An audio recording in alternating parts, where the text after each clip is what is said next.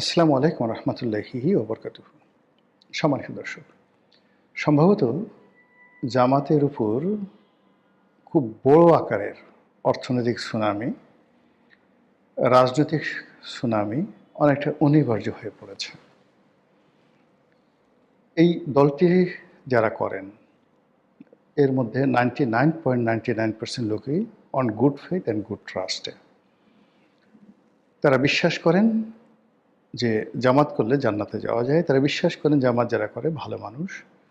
তারা বিশ্বাস করেন যে জামাত যদি করা হয় তাহলে কোনো না কোনো দিন দেশে খেলাফত প্রতিষ্ঠিত হবে। দেশে সেই যে খেলাফতের যুগে গল্পের মতো যে শাসন ব্যবস্থা ছিল, ওইরকম শাসন ব্যবস্থা প্রতিষ্ঠিত হবে এবং এই কাজ করার মাধ্যমে তারা সদগায়ে জারিয়া লাভ করতে পারবে। এজন্য জামাতের যারা সদস্য রয়েছেন সারা বাংলাদেশে, তারা নিয়মিত চাঁদা দেন, ইচ্ছায় দেন, স্বেচ্ছায় দেন। একেবারে যারা একেবারে ছাত্র শিবিরের যারা সাধারণ কর্মী, তারাও কিন্তু একটা নির্দিষ্ট পরিমাণ চাঁদা দিয়ে থাকেন। অন্যদিকে জামাতের যারা রোকন রয়েছেন, তাদের সংখ্যা কত আমি জানি না। এই রোকনরা তাদের যে বাৎসরিক আয়, সেই বাৎসরিক আয়ের একটা বিরাট অংশ স্বেচ্ছায়, কখনো 5%, কখনো 10%, এমনকি 20%, শোনা কথা আমি জানি না, তারা জামাতের ফান্ডে জমা দেন। এবং এদের সংখ্যা যদি 2 কোটি হয় তাহলে কি পরিমাণ হয়, এবং এই কাজগুলো তারা খুব সততার সঙ্গে করেন। তো জামাতের এই যে ফান্ড, তারা যে নর্মাল চাঁদা নেন, রোকনদের আয়ের একটা ইনকাম রয়েছে, সেই ইনকাম নেন। এই ফান্ডের বাইরে তারা অনেকগুলো ব্যবসা প্রতিষ্ঠান পরিচালনা করেন সমবায়ের ভিত্তিতে, তারপর প্রাতিষ্ঠানিকভাবে, এবং অনেকগুলো প্রতিষ্ঠান যেমন ইসলামী ব্যাংকের মতো প্রতিষ্ঠান, তারপর ইসলামী ব্যাংক, হাসপাতাল, ইবনে সিনার মতো প্রতিষ্ঠান, এগুলো রীতিমতো যাকে বলে একটা ট্রাস্টের মতো অবস্থা তৈরি হয়ে গেছে। এবং এখান থেকে বিভিন্নভাবে বিভিন্ন ওসিলাতে জামাতের যে ফান্ডিংটা হয়, সেই ফান্ডের পরিমাণ কত আমরা জানি না।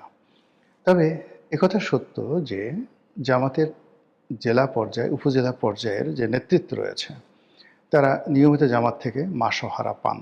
এবং এটা যেন তেন মাসোহারা নয়, একজন মানুষ যেন সমাজে সম্মান সহকারে, মর্যাদা সহকারে ভালোভাবে বসবাস করতে পারেন, এজন্য জামাত থেকে তাদেরকে টাকা দেয়। ফলে তারা নির্ভর হয়ে জামাতের আমির হয়ে দিনের পর দিন রাজনীতি করছেন।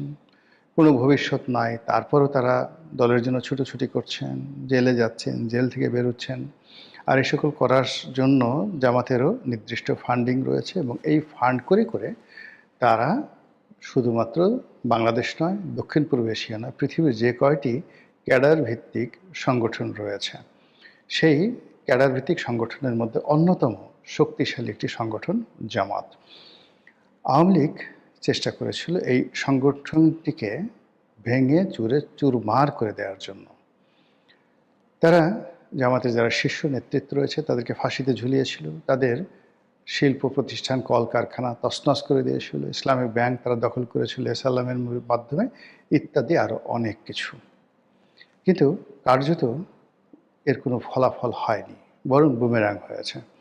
জামাতের যে শীর্ষ নেতৃত্ব যারা ছিলেন, যাদের প্রজ্ঞা ছিল, মেধা ছিল, রাজনৈতিক গুণাবলী ছিল, এবং যাদের সঙ্গে নেগোসিয়েশন করা যেত, তাদের অবর্তমানে যারা আসছে তারা বেশিরভাগ ক্ষেত্রে অনভিজ্ঞ, বেশিরভাগ ক্ষেত্রে উগ্র, এবং মোনাফিকি চরিত্রের অধিকারী রয়েছে অনেকে। আবার এদের যে ব্যক্তিগত সততা, এটা আগের জমানার জামাতি নেতাদের মতো নয়। ফলে জামাত ইটসেলফ এখন নিজেদের জন্য একটা সমস্যা, রাষ্ট্রের জন্য সমস্যা, এবং সকলের জন্য সমস্যা। এবং গত 17 মাসে আমরা তাদের যে কর্মকাণ্ড দেখেছি, গত 17 মাসে তাদের যে দাপট দেখেছি, গত 17 মাসে তারা যে কাজগুলো করতে চেয়েছে, সেই কাজগুলো যেভাবে তারা করার চেষ্টা করেছে, এখন সব কিছু তাদের জন্য বুমেরাং হয়েছে। তারা মনে করেছিল যে এভাবে অনন্তকাল তারা যাবে, তারা মনে করেছিল তারাই রাষ্ট্র ক্ষমতায় আসবে, তারা মনে করেছিল যে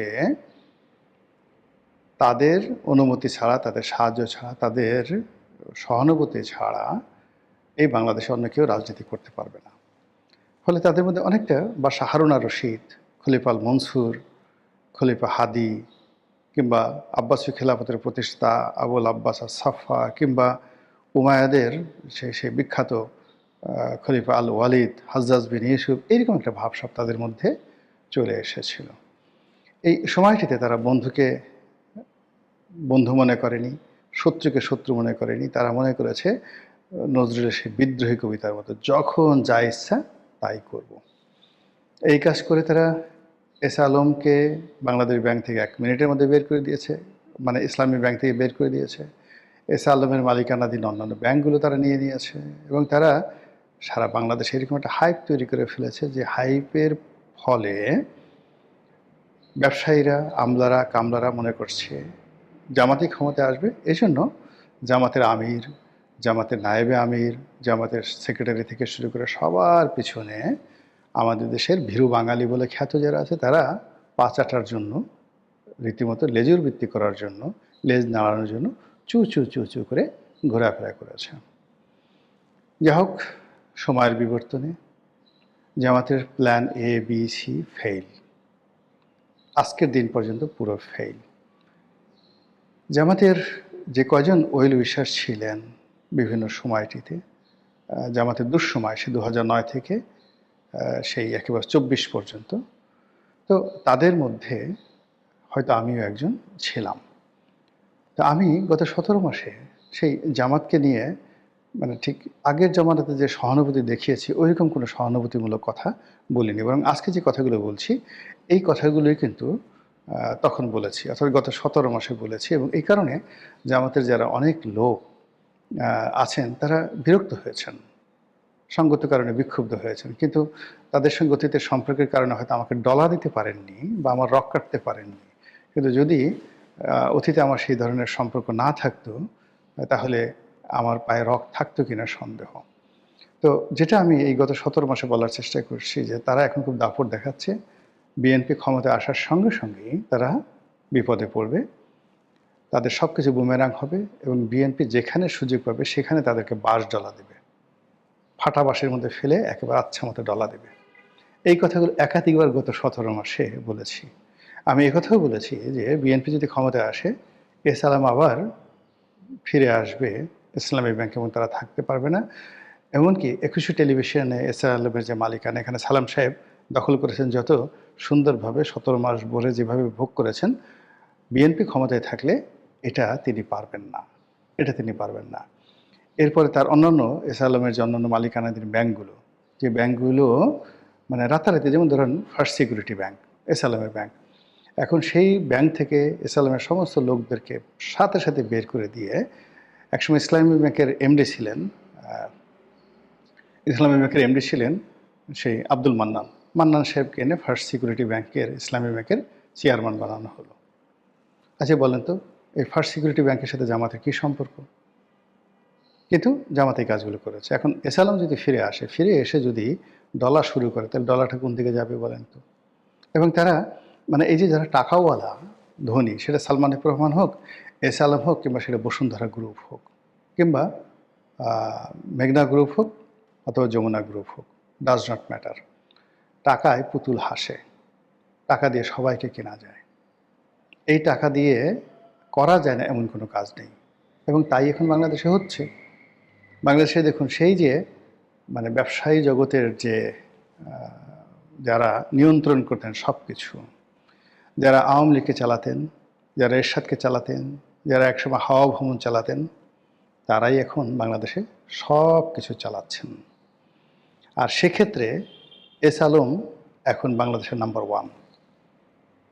S Alam, Samid group, Salman F Rahman, এমনকি ওই যে গাজী গ্রুপ যে পুড়িয়ে ফেলা হয়েছে, এমনকি বসুন্ধরা গ্রুপ, যমুনা গ্রুপ, তারাই কিন্তু এই মুহূর্তে সব কিছু চালাচ্ছে। এর কারণ হলো বিএনপির তো আলাদা কোনো ব্যবসায়িক গ্রুপ নেই, জামাতেরও নেই। জামাতে এক নাবিল গ্রুপ ছিল, সেই নাবিল গ্রুপ এখন জামাতের সাথে সম্পর্ক খারাপ হওয়ার কারণে তারা এখন বিএনপিতে যোগ দিয়েছে। এবং তারা যে একটা স্টার টেলিভিশন করেছে, সেই স্টার টেলিভিশনে আপনি দেখতে পাবেন যে কী ধরনের জামাত বিরোধী প্রচারণা তারা শুরু করে। তো যেটা বলছিলাম, যে জামাতের জীবনে এই ঘটনাগুলো কেন ঘটে বারবার? তাদের কি মন পরিষ্কার নয়? তাদের কি ঈমান আকীদার মধ্যে কোনো দুর্বলতা আছে? নাকি তাদের মধ্যে নির্বুদ্ধিতার পরিমাণ খুব বেশি? ডাজ নট ম্যাটার, এটা আল্লাহর ব্যাপার আর তাদের ব্যাপার। কিন্তু এখন যেটি রাজনীতির জন্য অনিবার্য হয়ে পড়েছে, সেই অনিবার্যতা হলো যে তারা সার্বিক দিক থেকে মাইন্ডকারচিপ হয়ে পড়ে গেছে। তাদের সঙ্গে ডক্টর মোহাম্মদ ইউনূসের সম্পর্ক ভালো নেই, তাদের সঙ্গে আমেরিকার সম্পর্ক ভালো নেই, তাদের সঙ্গে দিল্লির সম্পর্ক এখন ভালো নেই।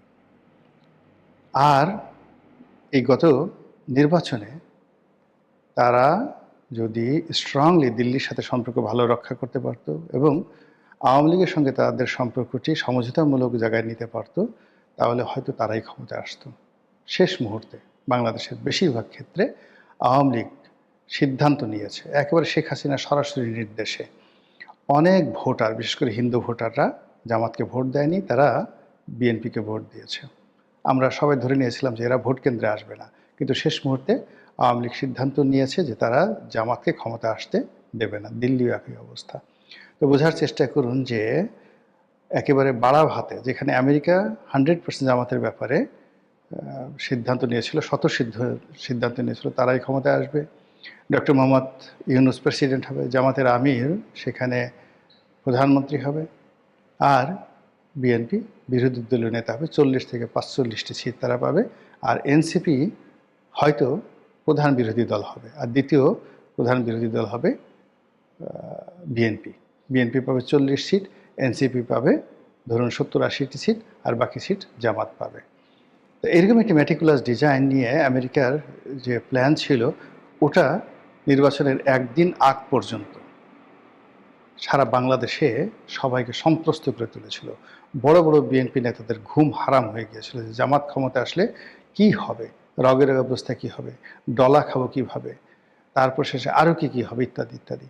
ঢাকা বিশ্ববিদ্যালয়, তারপর শেষে রাজশাহী বিশ্ববিদ্যালয়, এখানে যারা ছাত্র নেতৃবৃন্দ রয়েছেন তাদের কথায় বার্তায় আচার আচরণে মনে হচ্ছিল যে একটা চড়াই পাখির যতটুকু ওজন আছে তারেক রহমান সাহেবের সেই ওজনও নাই। কিংবা ধরুন একটা ছাগলের যতটুকু মূল্য আছে, বিএনপি নামক যে দলটি, এটা ছাগলের মূল্য নেই।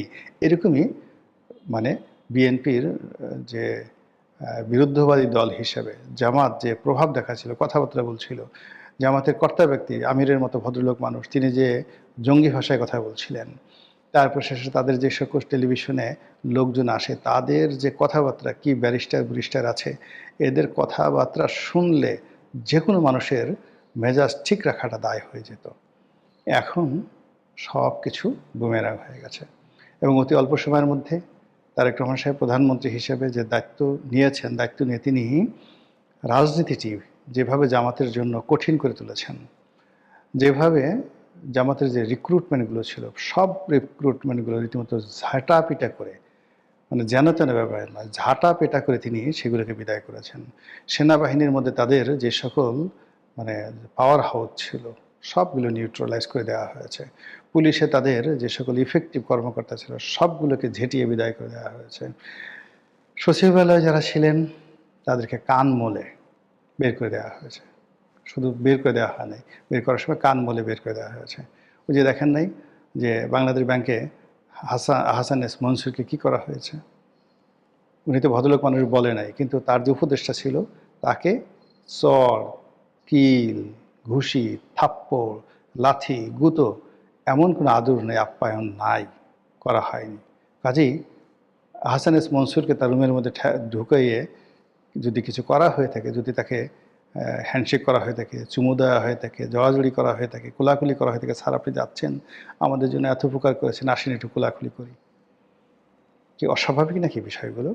এই কাজগুলো করার পরে এখন যে অবস্থা তৈরি হয়েছে, আপনি দেখবেন যে জামাতের যারা লোকজন রয়েছেন একটারও হাসি নাই, সবগুলোর মেজাজ গরম হয়ে গেছে এবং সবগুলো নন রেসপন্সিভ হয়ে গেছে।